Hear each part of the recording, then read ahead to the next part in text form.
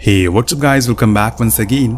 दोस्तों, कहानी की शुरुआत होती है कुछ अजीब सी तस्वीरों के साथ, जिसे हमें देखने को मिलता है कुछ लोगों के शव यानी कि डेड बॉडीज, जिन्हें बड़ी ही बेरहमी से मारा गया है और उसे देखकर मौत भी रूह कांप जाए। दूसरी तरफ हम शहर में खड़ी एक कैरावान को देखते हैं, यानी कि एक ट्रिप बस जिसके बराबर से एक लड़का गुजरता है तो अचानक उसका गेट खुल गया। जो देख वो रुक गया, शायद उसकी किसी गलती की वजह से गेट खुला होगा और इसीलिए उसने साइकिल साइड में लगाई और बंद करने को गया। लेकिन तभी कोई अनजान चीज उसे अंदर खींच लेती है, जिसकी अगली पल ही उसके कटे हुए शरीर को विंडो पर हम चिपका हुआ देखते हैं, जो बहुत ही भयानक था। इसके 2 दिन बाद हम एक परिवार को देखते हैं जो वेकेशन के लिए टेक्सास जाने वाला है और इसके लिए उन्होंने एक कैरावान हायर करी है, जो कि सेम वही है जिसे हमने कहानी की शुरुआत में देखा था। लेकिन उसके अंदर की साफ सफाई को देखकर ऐसा बिल्कुल भी नहीं लग रहा है कि 2 रात पहले उसमें क्या हुआ था। क्या किसी ने सफाई कर दी? अगर की थी तो उसने किसी को बड़े हादसे के बारे में क्यों नहीं बताया? यही सवाल हम लेकर इस कहानी को आगे बढ़ते हैं। इनके साथ इनका डॉग भी था, ड्राइवर चार्ल्स, जो कि पूरे रास्ते भर इनके लिए ड्राइव करेगा। और इसी बीच वहाँ एक लेडी पहुंची जो अपने खोए हुए बच्चे के बारे में इनसे पूछ रही थी, पर इन्होंने उस बच्चे को देखा ही नहीं। जाते हुए हम इस कैरावान के पीछे एक साइकिल खड़ी देखते हैं, जिस बारे में मुझे बताने की नीड नहीं है कि ये किसकी और यहाँ क्यों है। सफर शुरू होता है बेहद ही तपती हुई गर्मी से होकर ये लोग गुजर रहे हैं, जिस बीच चार्ल्स रेडियो ऑन करने की कोशिश करता है, लेकिन वो ऑन ही नहीं हो रहा है। अगर ऑन हो भी रहा है तो अपने आप किसी अनजान स्टेशन से कनेक्ट हो जाया करता है। रोड पर हम एक मरे हुए चूहे को देखते हैं, जिसके ऊपर से इन्होंने अपनी कैरावान चला दी। खैर, इसके बाद अब ये सभी गाना गाते हुए आगे की ओर बढ़ रहे हैं तो वहीं ओलिविया बाहर के नजारों का लुत्फ उठा रही है, पर उसकी मॉम उसे अंदर आने को कहती है क्योंकि वहां सेफ नहीं है। जैसे ही उसने अपनी उंगली विंडो के अंदर हटाई, तेजी से विंडो का ग्लास बंद हो जाता है, जो देखकर वो काफी डर जाती है। लेकिन बाद में सब कुछ ठीक हो गया, इतना भी ज्यादा कोई बड़ी बात नहीं थी। चार्ल्स इन सभी को बताता है कि तुम लोगों को थोड़ा आराम कर लेना चाहिए, क्योंकि आगे सफर काफी लंबा होने वाला है और ऐसे में थक जाओगे। पर कोई भी रेस्ट नहीं करना चाहता, क्योंकि उन्हें इस पल को अच्छे से जीना था। इस बीच रास्ते में उन्हें एक कार दिखी पड़ी, शायद उन्हें हेल्प की जरूरत थी, इसीलिए स्टीव और चार्ल्स दोनों ट्रक से उतरे और आसपास देखने लगे। उन्हें कोई नहीं दिखाई दिया सिवाय एक इंसान के पैर के, जो कि कार के नीचे से लटक रहा। तभी पीछे से उन पर कोई हाथ रखता है, जिससे वो थोड़ा डर जाते। पर यह मार्क था, कार का मालिक, जिसके साथ उसकी बहन मार्गरीटा भी थी, जो उन्हें बताते हैं वो काफी दूर तक गए लेकिन उन्हें मैकेनिक नहीं मिला। दरअसल उनकी कार खराब हो चुकी है। तो स्टीव कहता है कि तुम हमारे साथ आगे तक चलो, शायद वहां मैकेनिक मिल जाए, और ऐसे बीहड़ में खड़े रहना सेफ नहीं है। वो मान जाते हैं, फिर इन्हें ज्वाइन कर लेते हैं। मार्क की तो ओलिविया से अच्छी दोस्ती भी हो जाती है और इसीलिए उन्हें साथ में ऐसी कोई परेशानी भी नहीं होती। वहाँ एक और मार्गरीटा को कुछ अजीब दिखाई देता है वॉशरूम में। पूरे वॉश बेसिन में खून से भरा हुआ था, जिसे कि वो फौरन मार्क को बुलाती है। लेकिन जब तक वो आता है सब कुछ ठीक हो चुका था, या फिर ऐसा कुछ था ही नहीं जैसे उसने देखा था। शायद उसका कोई वहम हो, पर उसे उस बेसिन में किसी लड़की के बाल भी मिलते हैं, ये तो वहम नहीं हो सकता। अब कुछ दूर चलने पर चार्ल्स कैरावान को रोकता है, क्योंकि उन्हें एक बार फिर से मैप को देखना था, वरना वो भटक सकते हैं, और इसीलिए इन्होंने डैशबोर्ड को खोला ताकि मैप मिल सके। हालांकि मैप तो मिल गया, लेकिन साथ में स्टीव को कुछ पुराने दस्तावेज भी मिले, जो शायद इस कैरावान के पुराने मालिक के होंगे, जिसका नाम रॉबर्ट था। उसके खरीदने की ओरिजिनल डेट भी लिखी, जो कि तकरीबन 34 साल पहले की थी। अब ये देख स्टीव भी हैरान था कि इतनी पुरानी कैरावान अभी तक चल कैसे रही है। तब चार्ल्स बताता है कि हो सकता है कि कुछ प्रिंटिंग मिस्टेक हो गई, इसीलिए वो उसे रख देता है। अब मैप से इन्हें पता लग, अब इन्हें इसी रास्ते को फॉलो करना है, यानी कि लेन नंबर 27 पर अभी चलते रहना है।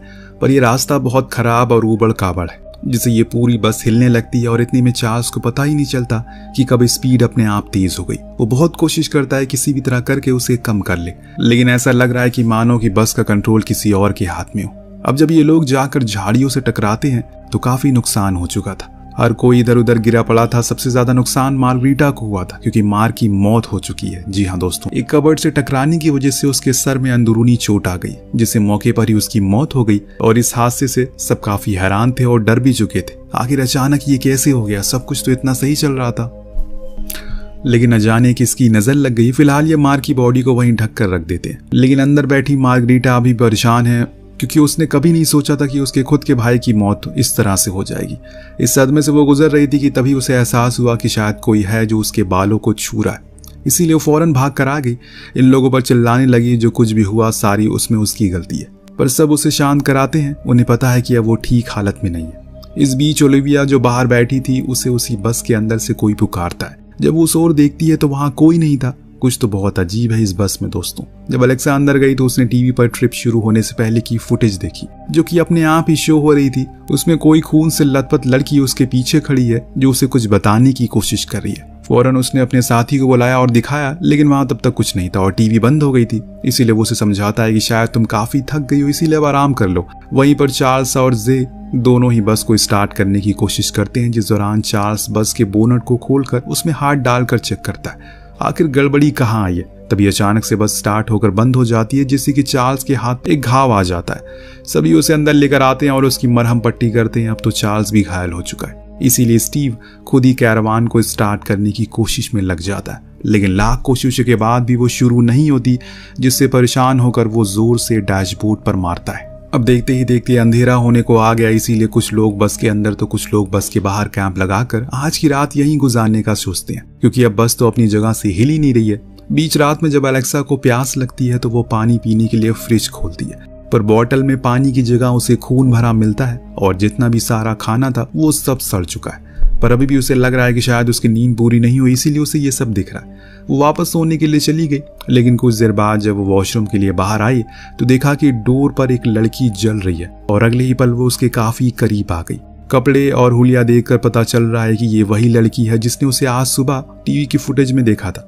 उसके करीब आने पर एलेक्सा जोर से चिल्लाई तो वहीं सो रहा जियो फौरन बाहर आया। अचानक क्या हो गया, लेकिन उसे वहां कुछ भी दिखाई नहीं देता, जैसे कि एलेक्सा उसे बताने की कोशिश कर रही थी। अब सुबह हुई तो ये छलावों का सिलसिला खत्म नहीं हुआ। इस बारी ओलिविया जो कि अकेले बाहर खेल रही थी, उसे ट्रक के अंदर एक बूढ़ा आदमी दिखा जो खिड़की से झांक रहा है और उसी के पीछे खून से लथपथ जवान लड़का है। जिस चीज को देखकर वो जोर से चिल्लाई तो स्टीव फौरन भाग कर आया, लेकिन जैसे पहले होता हुआ आ रहा है वहां कोई नहीं था और ये सभी फिर से बस को शुरू करने में लग गए। ओलिविया को बस के अंदर से एक गुड़िया मिली, जिसे लेकर वो बाहर आई और खेलने लगी तो अंदर जियो अब फिर से कोशिश में लग गई किसी भी तरह करके वो उसे स्टार्ट कर दे। तभी अचानक एक करिश्मा होता है तो वो स्टार्ट हो जाती, लेकिन आगे जाने के बजाय वो तेजी से पीछे जाने लगी और फिर एक झटके के कारण रुक जाती है। कोई उसके टायर के नीचे आ गया था। ये कोई पत्थर नहीं बल्कि ओलिविया थी। जी हाँ दोस्तों, जो उसी बस के पीछे गुड़िया के साथ खेल रही थी। जब एलेक्सा वो देखती है तो उसे बहुत कोशिश करती है उसकी जान बचा ले, लेकिन अपनी बेटी की ऐसी मौत को देखकर वो खुद को रोक नहीं पाई। वहीं स्टीव को वो जियो अपनी बेटी का हत्यारा कहने लगी। सभी ने समझाया कि इसमें उसकी कोई गलती नहीं है, क्योंकि उसने ये जानबूझकर थोड़ी किया। जब चीजें शांत हुई तो स्टीव ने अपनी बेटी की कुचली हुई लाश पर कपड़ा डाल दिया ताकि चील कौवे ना खाएं। उधर एलेक्सा को काफी गहरा सदमा लगा है, इसीलिए वो अब ज्यादा किसी से बात नहीं कर रही है। उसकी बेटी की इतनी भयानक मौत हुई है तो सदमा तो उसे लगेगा ही। इसीलिए स्टीव उसे कुछ देर अकेला आराम करने के लिए छोड़ देता है, क्योंकि अभी उसे शांत होने की जरूरत है। इसीलिए बाकी के लोग बाहर आ जाते हैं ताकि सब कुछ सोच सकें कि आखिर उन्हें क्या करना है, आखिर कब तक यहीं इस बीहड़ में फंसे रहना है। अब तो पीने का पानी भी खत्म होने लगा है, खाना पहले ही सड़ चुका है। इस बीच अंदर अकेली बैठी एलेक्सा को ड्रायर में खून से सना लेडीज टॉप मिलता है, जो देख वो काफी हैरान हो गई और तुरंत ही उठकर बाहर आने लगी। तभी उसे टीवी पर अपनी बेटी की मौत का पहला फुटेज दिखाई देता है। वो तुरंत खिड़की से अपने पति को आवाज लगाने लगती है, लेकिन ये क्या, बाहर तो वो खुद ही बैठी हुई है और उसी के पास ओलिविया खेल रही है। अब ये देखकर उसके होश उड़ जाते हैं। इससे ज्यादा ही वो कुछ सोच पाती, एक बूढ़ा शख्स उसके गले में रस्सी डालकर उसका दम घोटना शुरू करता है। बेचारी एलेक्सा जोर जोर से चिल्लाती है, खिड़की से आवाज तक लगाती है, लेकिन बाहर किसी को भनक तक नहीं लगती अंदर क्या हो रहा है। और कुछ ही समय के अंदर उसका दम घुटने से मौत हो जाती है। अब जब स्टीव और बाकी लोग अंदर आते हैं तो उन्हें पता लगता है कि शायद एलेक्सा को स्ट्रोक आया होगा। अब ये लोग क्या सोचकर ट्रिप पर आए थे, लेकिन अब देखो 3 लोग बेवजह मारे गए बिना किसी खता कसूर के। अब बाहर आकर सभी बचे हुए लोग आपस में बातें करना शुरू करते हैं, कैसे उन्हें अब इस जगह से दूर जाना होगा। चार्ल्स बताता है कि ये ट्रिप उसने अपनी मरी हुई माँ की याद में रखा था, क्योंकि उन्हें घूमना बहुत पसंद था। इसके बाद सभी लोग अंदर आ जाते हैं और आपस में बातें करने लगते हैं। तो स्टीव को वॉश बेसिन के नीचे वाले एरिया में कुछ फोटोज मिलती है, जिसमें कुछ अजीब से लोग की तस्वीर थी, जिन्हें बड़ी ही बेरहमी से मार दिया गया। सिर्फ यही नहीं, एक धारदार चाकू भी था और साथ में एक बंदूक भी। इन सभी चीजों को ये लोग देखकर हैरान थे कि असल में ये सब है क्या। तभी टीवी पर उसे बूढ़े आदमी को दिखाया जाता है जो एक जवान लड़की को मार पीट रहा है। उसे देखकर ऐसा लग रहा है कि उसने कई दिनों से कैद करके रखा हुआ। तब चार्ल्स बताता है कि ये रॉबर्ट है, इस कैरावान का सबसे पहला ओनर जो तस्करी किया करता था बस की मदद से। लेकिन एक दिन पुलिस के एनकाउंटर में वो मारा गया और तब से ही लोगों का मानना है कि उसकी आत्मा इस बस में घूम रही है। पर मैं ऐसा नहीं मानता हूँ, इसीलिए मैं ये बस खरीदी। पर तब से ही मेरे परिवार का एक एक सदस्य धीरे धीरे मरता चला गया और आज मैं सिर्फ अकेला बचा हूँ। ये सुन सभी के रोंगटे खड़े हो जाते कि ऐसा कैसे हो सकता है। अचानक तभी बस चल पड़ी और फिर आगे जाकर एक जोर ही ब्रेक लगी, जिससे जियो के हाथ में जो चाकू था वो उसके गले के आर पार हो गया और वो भी मारा गया, यानी कि अब सिर्फ बचे हैं 3 लोग।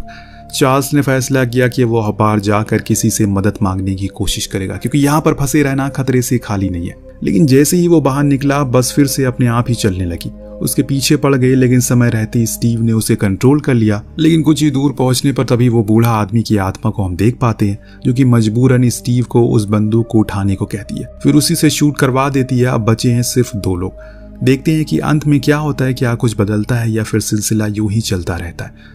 ये दोनों इस सदमे में बैठे रहते हैं कि ये सब क्या हो गया, कि तभी स्टीव के हाथ खुद ब खुद उठ जाता है, लेकिन दूसरे को मारने के लिए नहीं, बल्कि खुद को शूट करने के लिए। तो अब सिर्फ एक सर्वाइवर जिसके इर्द गिर्द ये कहानी घूमेगी। तो चलिए आगे बढ़ते हैं। सभी के मर जाने के बाद मार्गरीटा अब अकेली पड़ चुकी है। ऊपर से अब वो बाहर भी नहीं जा सकती, क्योंकि बस के सभी खिड़की दरवाजे बंद हो चुके हैं। ऊपर से तो अब पीने का पानी तक नहीं है। इसीलिए बेचारी उसी की तलाश में पूरी बस को खंगालना शुरू करती है कि तभी उसे ऊपर कोई चलता हुआ सुनाई देता है, जिसके अगले ही पल कैरवान के सारे खिड़की दरवाजे अपने आप खुलने लगते हैं जोर जोर से। और फिर अगले ही पल उसकी नजरों के सामने वही बूढ़ा आदमी था, जो कि खून से लथपथ लड़की के सर को उसकी चमड़ी समेत काट रहा था। अब ये देखकर उसकी रूह कांप जाती है। अब तो वो उसे देख लेता है, यानी कि अब बारी मार्गरीटा की। अब वो इसे मारने की पूरी कोशिश करता है, तो मार्गरीटा भी अपने हाथ पैर मारती है। इस दौरान उसे पता चलता है कि उस बस पर किया गया एक वार उस बूढ़े आदमी के शरीर पर लग रहा है, इसीलिए उसने अब उसी बस को नुकसान पहुंचाना शुरू कर दिया, जिससे वो बुरी तरह से घायल होने लगा। फिर अंत में इतना ज्यादा दर्द से पीड़ित हो गया कि उसने एक जोर की चीख लगाई, जिससे हर तरफ अंधेरा छा गया। अब जब अगली सुबह हुई तो हम 2 बाइकर्स को उसी तरफ होकर गुजरते हुए देखते हैं। उन्हें उस बस का गेट खुला दिखा, तो उन्होंने अंदर जाने का सोचा और फिर कभी वापस नहीं आए। यही तो उस कैरवान की कहानी है। आपको क्या लगता है, मार्गरीटा बच गई होगी या फिर उसका भी औरों की तरह ही हाल हुआ होगा? नीचे कमेंट करके जरूर बताएगा। मिलते हैं अगली वीडियो में। Thank you so much watching. Peace out.